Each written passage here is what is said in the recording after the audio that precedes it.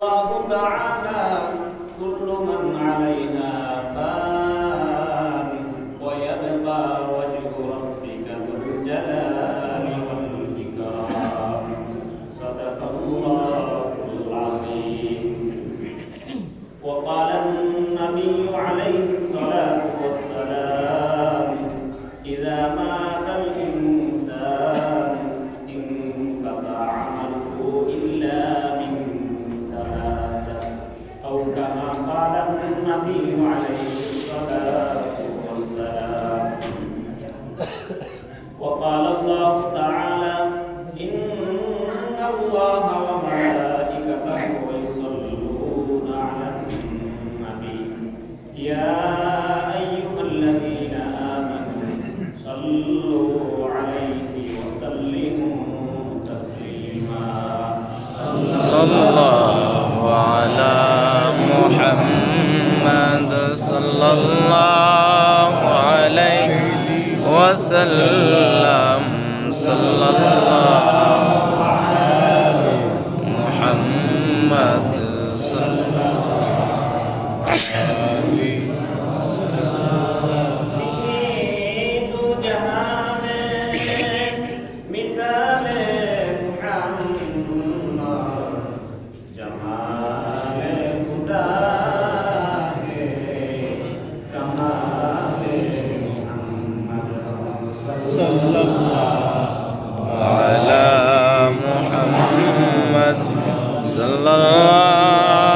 عليه صلى الله عليه وسلم.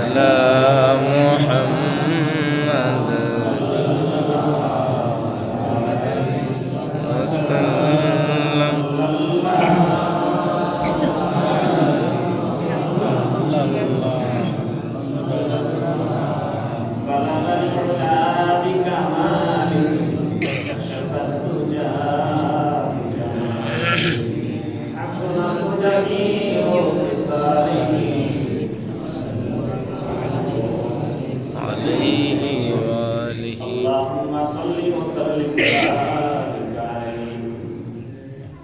আলহামদুলিল্লাহ,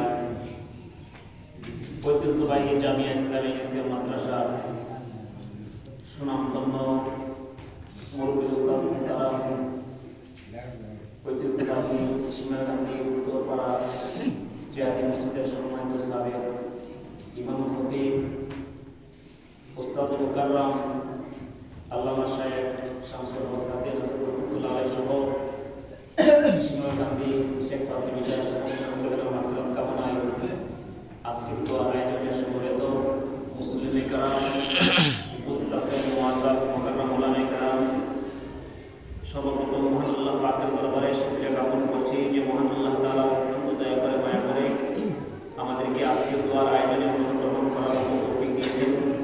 এজন্য সকলে অত্যন্ত মস্তককে মহব্বতি করতে একবার করি আলহামদুলিল্লাহ। আমি আজকে সংক্ষিপ্ত কয়েকটা কথা বলবো, একটু মোনাজাতের দিকে চলে যাব। আজকে উপস্থিত আছেন আমাদের উস্তাদুল মুহতারামের একবারে নিজের হাতে গড়া সন্তানেরা, ছাত্ররা, ভক্তবৃন্দরা এবং উপস্থিত আছেন জাতীয় মসজিদের সম্মানিত সাধারণ সম্পাদক জনাব নানামের সাহেব সহ আমাদের অত্র এলাকার অন্যান্য লোকের লোকজন। আপনারা অবশ্যই আমার থেকেও আরও অবগত আছেন সাথিনী হুজুর কেমন আছেন, আমার কেমন ছিল, আখলাক কেমন ছিল। আমার মনে হয় এই গ্রামের এমন কোনো ঘর নাই যে হুজুর দাওয়াতে জান্নাত দোয়া করবে।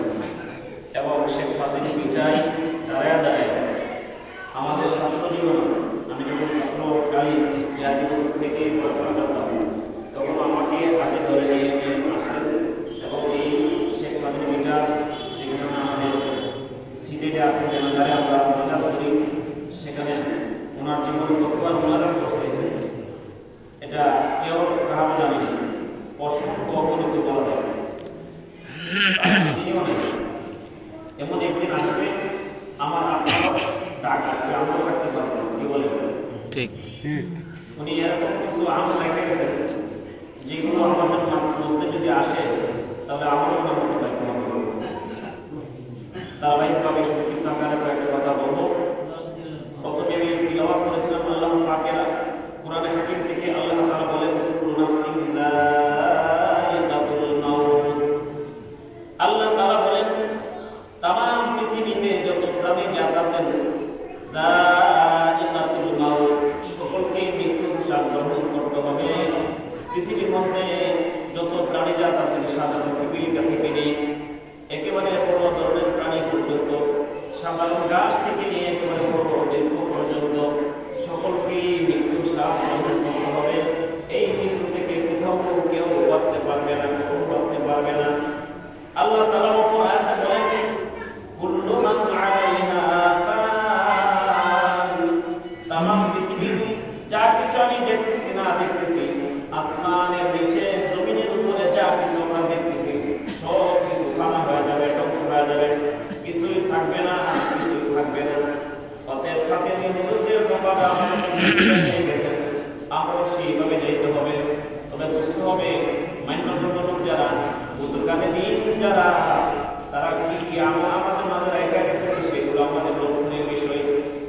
আমার বাবাজিরা, মুসলমানরা কারণ আল্লাহ পাক রব্বুল আলামিন বলেন সমস্ত মানুষকে মৃত্যু স্বাদ গ্রহণ করতে হবে। আমার রাসূলকে আল্লাহ তাআলা দুনিয়াতে না পাঠালে পৃথিবীকে আল্লাহ তাআলা বানাতেন না, আসমান বানাতেন না, জমিন বানাতেন না। আসমান এবং জমিনের মধ্যে যা কিছু আমরা দেখি কিছুই বানাতেন না।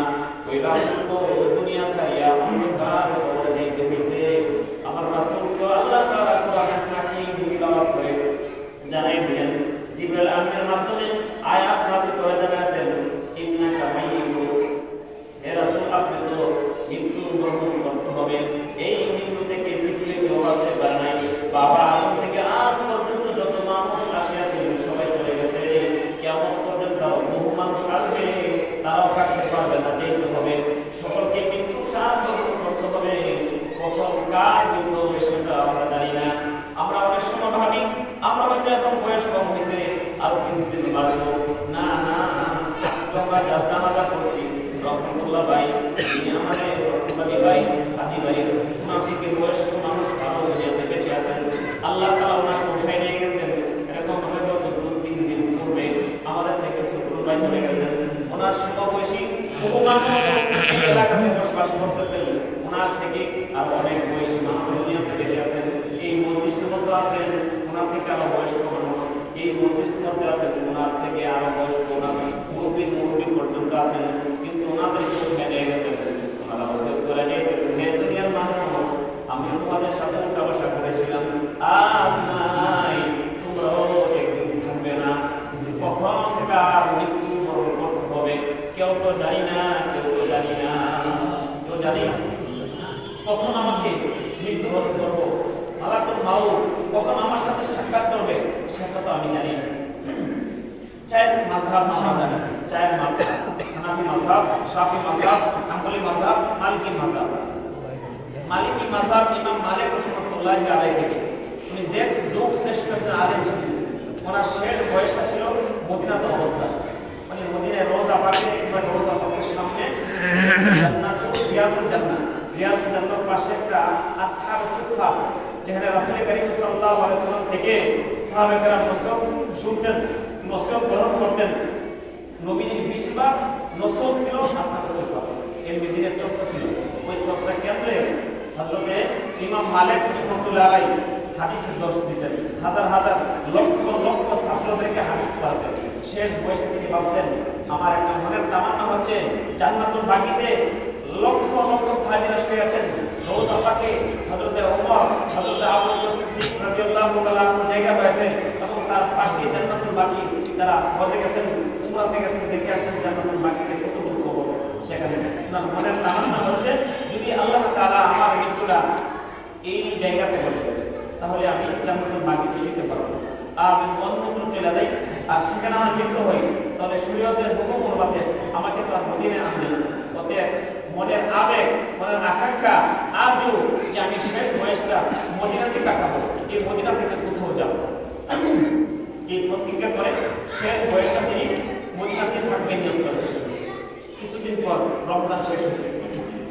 রমজানের শেষে শাওয়াল মাস ঢোকার পরে ওনার কিছু ছাত্র 180 মুহিব্বিন তারা এসে বলতে হুজুর আমাদের জন্য দোয়া করুন, আমরা এই বছর বছর যেতেছে কাফেলা, তিনি ঠিক আছে তোমাদের জন্য দোয়া করি, তোমরা আমার জন্য দোয়া করো। এ কথা বলে উনি ছোট মানুষ আসে। আমাদের অনেক মানুষ হজে ওড়াতে গেলে ইমাম সাহেবের কাছে এসে দোয়া চায়, আমরা দোয়া দিয়ে দিই। তিনি দোয়া দিয়া চোখের পানি ছেড়ে সারার পর ওনার ভক্তবৃন্দ যারা ছিলেন তারা মনটা কামড়ে গেছে, কিন্তু আমার হুজুর কি আমার প্রতি নারাজ, কারণ দোয়া দিচ্ছেন আমার কান্না করছেন কেন? জিজ্ঞেস করলেন ইমাম মালিককে, হযরত আপনার কান্না করছেন কেন?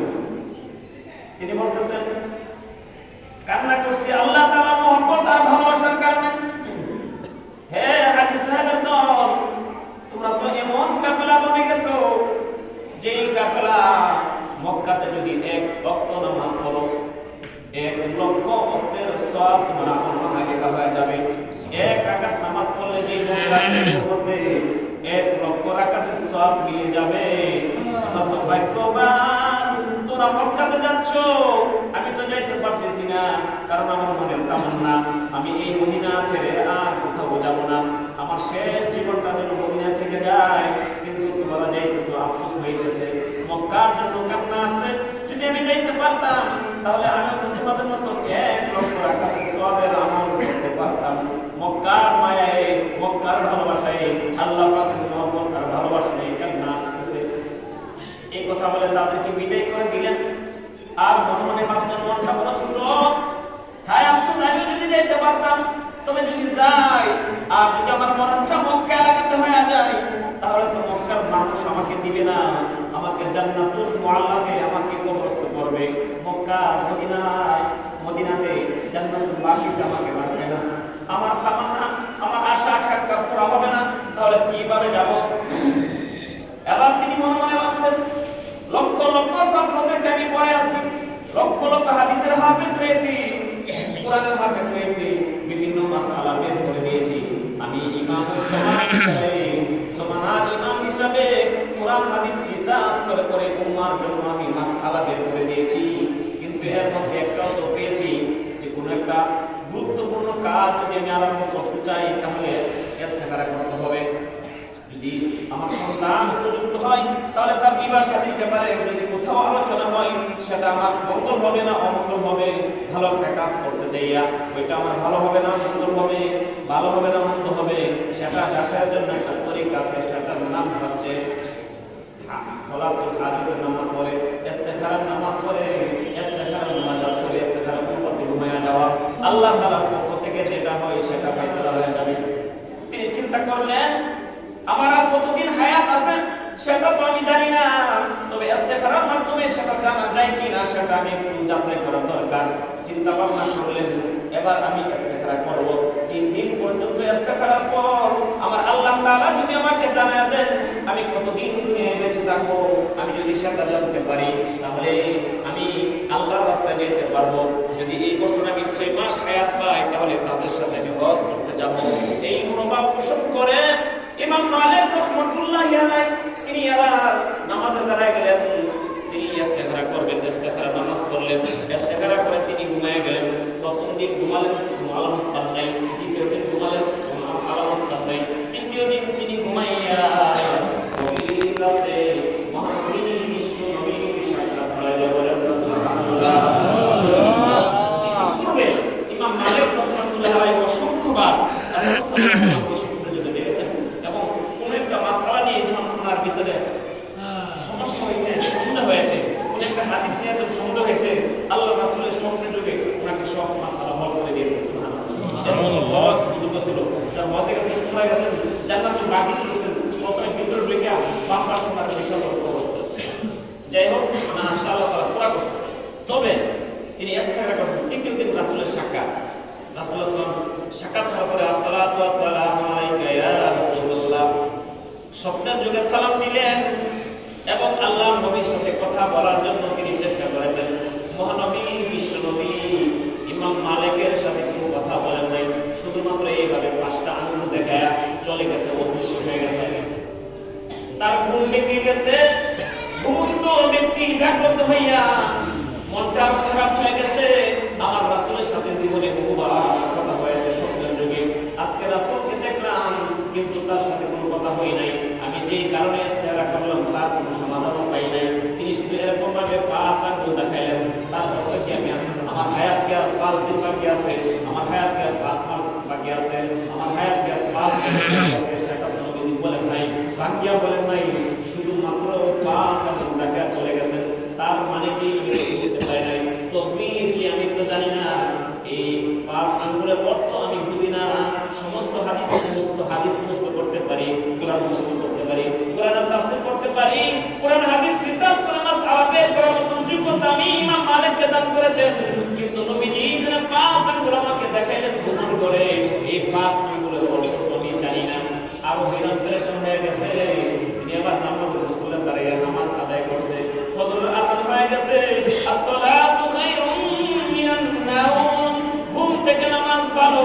সমস্ত মদিনাওয়ালা মসজিদে নববীতে চলে আসেন, তিনি ইমামতি করে নামাজ পড়াইছেন। নামাজ পড়ানোর পর তিনি মনটা বড় খারাপ, ছাত্রদেরকে নিয়ে দোয়া করেছেন, ছাত্ররা কোনার থেকে যাই না, মধু যেখানে আছে সেখানেই ঘুমো যায়, ছাত্ররা কোনার থেকে যাই না। চেহারার মধ্যে একটা পেরেশানি ভাব। জিজ্ঞেস করলেন, হুজুর আজকে পেরেশানি কেন? তিনি বলেন, তোমাদের কাছে বললে কি লাভ হবে? আমাদের উস্তাদ যখন কোনো একটা পেরেশান থাকতেন আমরা অনেক সময় প্রশ্ন করতাম। ওনাকে প্রশ্ন করা হইল, হুজুর আপনার চেহারার মধ্যে পেরেশানি ভাব দেখা যায়, আজকে তার কারণটা কি? তিনি বলেন, তোমাদের কাছে বললে কি লাভ হবে? এক ছাত্র বললেন সাহস করে, ওনার একজন খাদেম ছিল ছাত্র, তিনি বললেন, হুজুর আমরা যদি কোনো কিছু নাও করতে পারি, কমপক্ষে আপনাকে একটা ছোট্ট একটা পরামর্শ দিতে পারবো। আবার তিনি চোখের পানি ছেড়ে বলেন, হে ছাত্র ভাইয়েরা, হে আমার বক্তবৃন্দরা, জীবনে বহু মাসআলা বের করেছি, কোনোদিন ব্যর্থ হয় নাই। জীবনে বহু তিলাওয়াত করেছি, কোনো ব্যর্থ হয় নাই। অনেক পড়াশোনা করেছি, কোনোদিন ব্যর্থ হয় নাই। আজকে তো আমি ইস্তেগফার করেছিলাম, আমি কতদিন দুনিয়ায় বেঁচে থাকবো সেটার জন্য। কিন্তু আমার রাসূলের সাক্ষাৎ হয়েছে, কিন্তু রাসূল ব্যাখ্যা করেন নাই, বলে নাই, শুধুমাত্র 5 আঙ্গুল দেখা চলে গেছেন। এই 5 আঙ্গুলের অর্থ আমি বুঝি নাই, কতদিন দুনিয়ায় বাঁচবো সেটা আমি জানি নাই। আমি আরো পেরেশানি বেড়ে গেছে, এজন্য আমি পেরেশান। আমি আর কতদিন বাঁচবো? 5 আঙ্গুল দাম নবীজি কি বুঝালেন, আমি কি 5 দিন বাঁচবো? যদি 5 দিন বাঁচি, 5 দিন পর আমার মৃত্যু হবে, তাহলে তো আমি এই বছর হজ করতে পারবো না। নাকি 5 মাস বাঁচবো? 5 মাস বাঁচলে আমি 5 মাসের ভিতরে আমি হজ করতে পারবো, 5 বছর দরকার নাই। কিন্তু আমি তো জানি না আমি কতদিন বাঁচবো, সেটা তো আমার নবী বলে নাই, এজন্য আমার পেরেশান। ওই ছাত্র দ্বারা বলেন, হযরত আপনি যদি আমাকে অনুমতি দেন, তাহলে আমি এই যুগের বড় একজন স্বপ্ন তাবির কারো কাছে আল্লামা ইবনে শিরিন রাহমাতুল্লাহি আলাইহির কাছে চলে যাব। সেখানে যাইয়া ওনার কাছে আমার কথাগুলো, আপনার কথাগুলো ব্যক্ত করব। আমার জানামতে উনি ব্যাখ্যা করতে পারেন। এই স্বপ্নের ব্যাখ্যা হয়তো ইবনে শিরিন রাহমাতুল্লাহি আলাইহি করতে পারবে। রত্ন আরেক রত্নকে চিনে, ঠিক কিনা? ঠিক। অনুমতি দিলেন, ঠিক আছে তাহলে যাও। তবে শর্ত হইল, আমি ইমাম মালিকের কথা কিন্তু বলতে পারবো না। বলবা মদিনার এক গোলাম এই স্বপ্ন দেখেছে, আর ওই ইস্তেগফার করেছিল দুনিয়া তার কয়দিন বাঁচবে এটা জানার জন্য। কিন্তু নবীজির সাক্ষাতে কিছু বলেন, শুধুমাত্র 5 আঙ্গুল দেখাইছেন, তার অর্থ তিনি বুঝতে পারতেছেন। বলছে, বলার পরে এই পেশেন্টের কাছে গেছে, যাই বলতেছেন, মদিনার একজন গোলাম আমার মালিক, আমার উস্তাদ, তিনি এই স্বপ্ন দেখছেন। ইবনে শিরিন বলতেছেন, এক নম্বর কথা হচ্ছে, যেই ব্যক্তি দেখছে ওই ব্যক্তির নামটা আমার কাছে বলতে হবে।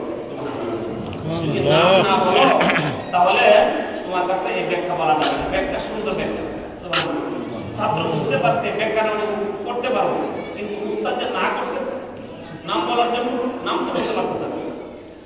তিনি বলতেছেন, উস্তাদ আমাকে না করছেন, নাম বলার জন্য না করে দিয়েছেন, আমাকে নিষেধ করে দিয়েছেন। ইবনে শিরিন বলতেছেন, এ ছাত্র, তোমার উস্তাদকে দিয়া বলো, যতক্ষণ পর্যন্ত নামটা উচ্চারণ না করবে ততক্ষণ পর্যন্ত ইবনে শিরিন তার তাবির করবে না, ব্যাখ্যা করবে না স্বপ্নের। অতএব যাও, তুমি যাইয়া বলো, নামটা বলতে হবে। নামটা বললে আমি ইবনে ব্যাখ্যাটা আমি করে দেব। ছাত্র চলে আসতেছে, ব্যাখ্যা আছে এই ছাত্র যাইতেছে গা, ও জি হ্যাঁ যাইতেছি গা। তবে শোনো, আমার মনে ধারণা তুমি যদি নাও বলো না, তুমি যদি স্বীকার নাও করো, তাহলে আমার ধারণা এত সুন্দর স্বপ্ন এই যুগের ইমাম মালিক ছাড়া আর কেউ জানতে পারে না। বুঝে পাইছে? এত সুন্দর স্বপ্ন ইমাম মালিক ছাড়া এই যুগে আর কে দেখবে? সম্মানিত হাজিরিন, বলতেছিলাম ইমাম মালিক রহমাতুল্লাহ আলাইহির আলামত তার স্বপ্নের মধ্যে ফুটে উঠেছে। ইবনে সিরিন বুঝে পাইছে তেমনি ভাবে আমাদের সাথে হুজুরের কিছু কিছু আমল আছেন। আমাদের বুজুর্গানের দিন বড় হুজুর রহমাতুল্লাহ আলাইহি, মুফতি নুরুল্লাহ সাহেব রহমাতুল্লাহ আলাইহি, ওনারা আগেই বুঝে পাইছিলেন। ওনার ব্যাপারে কিছু কিছু কথা এরকম বলে গেছিলেন যারা আমরা স্বচক্ষে আমরা প্র্যাকটিক্যালি দেখেছি। শেষ জীবন পর্যন্ত ওনার পিছনে পিছনে হাজার হাজার ছাত্র ঘুরাইছেন দোয়া আনার জন্য। অসুস্থ হওয়ার পরও প্রতিদিন ছাত্ররা বাড়িতে যাইতেন আর ওখান থেকে দোয়া আনতেন, বিভিন্ন পরামর্শ আনতেন। অসুস্থ থাকা অবস্থায় তিনি মানুষদেরকে এরকম সুন্দর সুন্দর পরামর্শ দিতেন যেগুলো ছাত্ররা এখন পর্যন্ত উপলব্ধি করতে পারতেছে। দুনিয়ার সমস্ত মানুষ যদি ওনার শূন্যতার কারণে কিছুই বোঝে না, কিন্তু ওনার একান্ত ছাত্র যারা ছিলেন তারা অবশ্যই শূন্যতা বুঝতেছে। বলছিলাম ছাত্র যখন এই কথা শুনলেন ইবনে সিরিন থেকে, ইবনে সিরিন বলে দিয়েছেন এই যুগে এত সুন্দর স্বপ্ন ইমাম মালিক ছাড়া অন্য কেউ দেখার শক্তি হতে পারে না। তিনি বুঝো ছাত্র বুঝো নাম করেন নাই, চলে আসছেন মদিনাতে। আয়েশা বলতেছেন হুজুর যতক্ষণ পর্যন্ত ইবনে সিরিনের কাছে নাম না বলা হবে ততক্ষণ পর্যন্ত তিনি ব্যাখ্যা করবেন না বলে দিয়েছেন। তবে আসার পূর্বে আমাকে ডাইকা বলতেছেন এই যুগে এত সুন্দর স্বপ্ন ইমাম মালিক ছাড়া আর কেউ দেখতে পারে না। ইমাম মালিক এই কথা শোনার সাথে সাথে কান্না শুরু করে দিলেন। আর ছাত্রকে বলতেছেন ছাত্র, ও আমার শিষ্য, তুমি যেহেতু নাম করো নাই, যেহেতু উনি বুঝা ফেলাইছে নামটা তুমি স্বীকার করেনি, তার হয়তো ঠিক আছে স্বীকার করো নাই, তবে যাও আমার ব্যাখ্যাটা জানতে হবে, ওনার থেকে আবার যাইয়া ব্যাখ্যাটা নিয়ে আসো। ছাত্র আবার চলে গেছে। এবার ইবনে সিরিন রহমাতুল্লাহ আলাইহি ওই ছাত্রকে লক্ষ্য করে বলেন, এ ছাত্র, তোমার উস্তাদ মদিনার গোলাম ইমাম মালিককে যাইয়া বলিও লক্ষ লক্ষ হাদিসের হাফেজ হইতে পারে, হাজার হাজার মাসআলার হাফেজ হতে পারে, কোরআনের হাফেজ হতে পারে, লক্ষ লক্ষ আলেমের হাফেজ হতে পারে, লক্ষ লক্ষ আলেমের উস্তাদ হইতে পারে, মাসআলা লক্ষ লক্ষ মাসআলা বের করার যোগ্য থাকতে পারে। কিন্তু আল্লাহ নবী এই 5 আঙ্গুল দ্বারা বুঝাইছেন 5 দিন না, 5 মাস না, 5 বছর না। আমার নবী বলেছেন দুনিয়াতে এমন 5টা জিনিস আছে যে 5 জিনিসের খবর পৃথিবীর কেউ জানতে পারে না, পশ্চিম কেউ জানতে পারবে না, কিয়ামত পর্যন্ত চেষ্টা করলেও পারবে না। সেটার নাম, এর মধ্যে একটার নাম হচ্ছে মাউত। মৃত্যু কার কখন কোথায় হবে মৃত্যুর ব্যাপারে কেউ ইস্তেহারা করে জানতে পারবে না। এটা একমাত্র আল্লাহ জানেন। আমার তকদিরে আমার ভাগ্যে কি আছে না আছে এটা একমাত্র কে জানেন? আল্লাহ তাআলা জানেন। আমার মৃত্যু কখন হবে একমাত্র আল্লাহ তাআলা জানেন। আমার ভাগ্যের মধ্যে কি কি রিজিক আমার খাদ্যে জীবন আছে এটা জানেন কে? একমাত্র আল্লাহ। অতএব কিছু কিছু জিনিস আছে যেগুলো পৃথিবীর কোনো মানুষ, কোনো আউলিয়া কেউ এগুলো যাচাই বাছাই করে সমাধান দিতে পারবে না। কোনো আম্বিয়া কেরামও পারে নাই, আউলিয়া কেরামও পারে নাই। একেবারে কিয়ামতের আগ পর্যন্ত যত মানুষ আসবে কেউ বলতে পারবে না কার কখন মৃত্যু হবে। কথা বলেন ঠিক ঠিক? যদি জানতেন যে আমার মৃত্যুটা আর 5 দিন আছে, 2 দিন আছে, 1 দিন আছে, মানুষ কাছে কেউ হয়ে যেত ঠিক কি? কেউ তো জানে না। দেখা গেছে ঢাকা মৃত্যুর পরে এসে গেছে, গেছে শহরে হেলন্দা করে মৃত্যুর পরে এসে গেছে, গেছে বিদেশ মৃত্যুর পরে এসে গেছে। ওই কিছু টাকা আমরা বললাম না কারিগর এক ভাই যে মারা গেল, বিদেশ গেছিল অল্প দিনের জন্য, টিকিট কাটছে 3 তারিখ ফিরে আসবে, উনি এর আগের মাসে 26 তারিখ মারা গেছে। তিনি তো জানতেন না 3 তারিখ উনি এই টিকিটে আসতে পারবেন না, 26 তারিখ মারা যাবে, কেউ জানতো? জানতেন না। যদি জানতেন এই ফেরা তিনি বিদেশে গেলে মারা যাবে, তিনি যাইতেন। এইভাবেই আমার আপনার জীবন। সম্মানিত হাজিরিন, অতএব ইমাম মালিকের মতন ব্যক্তিও ইস্তেখারা সাধারণভাবে না, ইস্তেখারার মাধ্যমেও জানতে পারলেন না তার হায়াত আর কয়দিন আছে।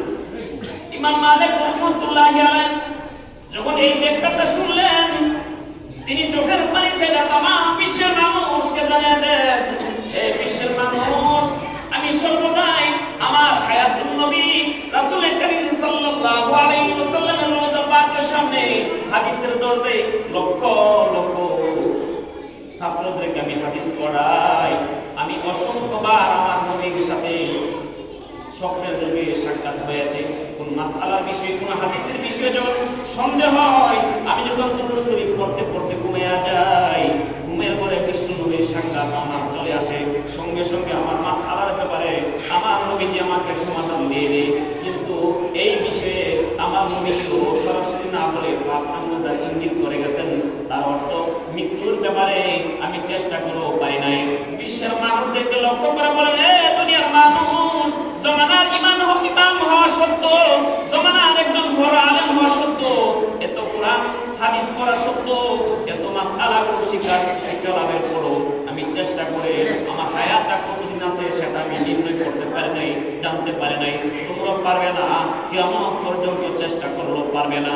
অতএব মওতের কথা সর্বদাই স্মরণ রাখো। কুল্লু নাফসিন যায়িকাতুল মাউত, মৃত্যু অনিবার্য, এটা তুমি ধরে রাখো, এটাই নিশ্চিত। কখন হবে সেটা তোমার জানার কোনো প্রয়োজন নাই। সর্বদাই মৃত্যুর জন্য প্রস্তুত থাকো। এরকম যদি প্রস্তুত তুমি মৃত্যুর জন্য থাকতে পারো, আল্লাহ পাক রব্বুল আলামিন তোমার হায়াতের মধ্যে, রিজিকের মধ্যে বরকত দান করবে। তুমি যদি মৃত্যুর জন্য প্রস্তুত থাকো, মৃত্যুকে স্মরণ রাখো, তোমার দ্বারা হারাম কাজ করা সম্ভব হবে না, তোমার দ্বারা অবৈধ কাজ করা সম্ভব হবে না। মৃত্যুর কথা যে মানুষটার দিলে থাকে, ওই মানুষটা কোনোদিন কোনো হিংসা বিদ্বেষ থাকে না, ওই মানুষটার মধ্যে কোনোদিন ঝগড়া বিবাদ থাকে না, ওই মানুষটার মধ্যে খারাপ পথে